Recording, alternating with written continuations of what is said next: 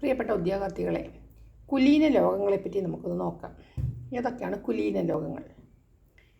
കുലീന ലോഹങ്ങൾ ഏതെല്ലാം? സ്വർണം, വെള്ളി, പ്ലാറ്റിനം. പ്രകൃതിയിൽ സ്വതന്ത്രാവസ്ഥയിൽ കാണപ്പെടുന്ന ലോഹങ്ങൾ സ്വർണം, വെള്ളി, പ്ലാറ്റിനം. കുലീന ലോഹങ്ങൾ നിർമ്മിക്കുന്ന പ്രക്രിയ സയനൈഡ് പ്രക്രിയ. ലോഹങ്ങളുടെ രാജാവ് എന്നറിയപ്പെടുന്നത് സ്വർണം. ഏറ്റവും കൂടുതൽ അടിച്ചു പരത്താൻ കഴിയുന്ന ലോഹം, അതായത് ഡക്റ്റിലിറ്റി കൂടുതൽ ഉള്ളത് എന്ന് പറയുന്നതുകൊണ്ട് അർത്ഥമാക്കുന്നത് അടിച്ച് പരത്തി തകിടാക്കാൻ എത്രയും കൂടുതൽ നന്നായിട്ട് തകിടാക്കാൻ പറ്റുന്ന ലോഹം എന്നാണ് ഉദ്ദേശിക്കുന്നത്. ഡക്റ്റിലിറ്റി ഏറ്റവും കൂടുതലുള്ളത് അല്ലെങ്കിൽ അടിച്ചു പരത്താൻ ഏറ്റവും നന്നായിട്ട് കഴിയുന്ന ലോഹം സ്വർണ്ണമാണ്.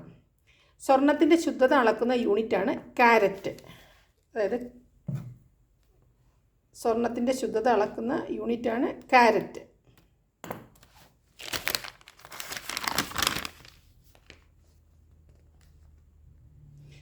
ഇരുപത്തിരണ്ട് ക്യാരറ്റിലുള്ള സ്വർണം എത്ര ശതമാനമാണെന്ന്? 91.6%. വജ്രാഭരണങ്ങൾ നിർമ്മിക്കുന്നത് എത്ര ക്യാരറ്റ് ഉപയോഗിച്ചാണ്? 18 ക്യാരറ്റ് ആണ് വജ്രാഭരണം നിർമ്മിക്കാൻ ഉപയോഗിക്കുന്നത്. ഗോൾഡൻ ടെമ്പിൾ, അതായത് സുവർണക്ഷേത്രം എവിടെയാണെന്ന്? അമൃതസറിൽ. വെളുത്ത സ്വർണം എന്നറിയപ്പെടുന്ന കാർഷിക ഉൽപ്പന്നം കശുവണ്ടി. നീല സ്വർണം എന്നറിയപ്പെടുന്നത് ജലം.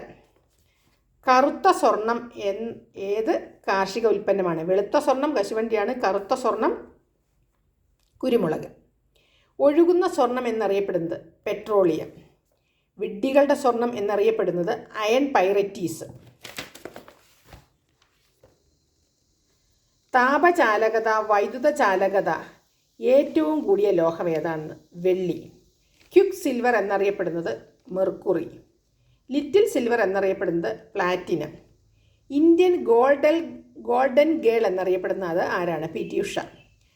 ബൂട്ട്സ് ഓഫ് ഗോൾഡ് എന്ന ഡോക്യുമെൻ്ററി ആരെക്കുറിച്ചാണ്? ബൈചൂങ് ഭൂട്ടിയ.